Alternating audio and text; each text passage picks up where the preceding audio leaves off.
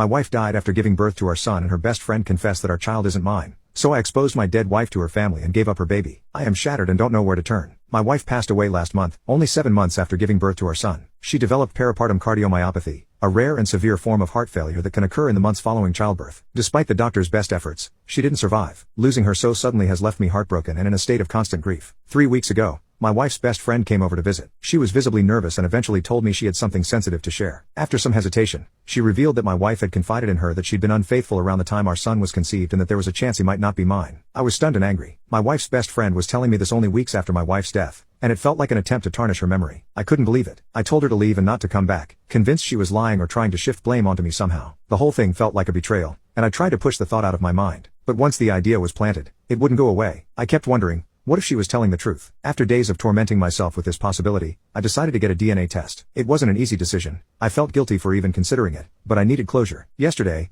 the results came back. My worst fears were confirmed. My son isn't biologically mine. Now, I'm in turmoil. I loved my wife, and I wanted to believe our son was a piece of her and me together. But knowing he's not biologically mine has left me feeling lost and betrayed. I keep looking at him, trying to feel the same bond, but the pain of my wife's infidelity is so fresh, and I don't know if I'll ever be able to move past it. I feel awful even considering it, but I don't know if I can raise him on my own. The betrayal I feel is overwhelming, and I don't know if I'm capable of giving him the love and care he deserves. It's breaking my heart, and I feel like a failure, but I also feel like I'm not equipped to give him the life he deserves. Update: after finding out my son isn't biologically mine, I decided to tell both my family and my in-laws. My family was shocked and angry about everything, but they stood by me. My in-laws were also shocked but didn't believe it at first. They asked to see the DNA test results, and after seeing them, they suggested we do a second test with both families present, just to be sure. They said that if it confirmed he wasn't mine, my late wife's sister, who has a 4-year-old daughter, would adopt him, and I could take my name off the birth certificate if I wanted. I agreed, and we did the test yesterday. Results should come in about a week. Honestly, I'm relieved with how things are playing out. There hasn't been any drama, and everyone's been understanding. I've also talked to a lawyer who said getting my name off the certificate should be straightforward with the test results. Update 2. The results came back 2 days ago. As expected, I'm still not the father. By the time the results came in,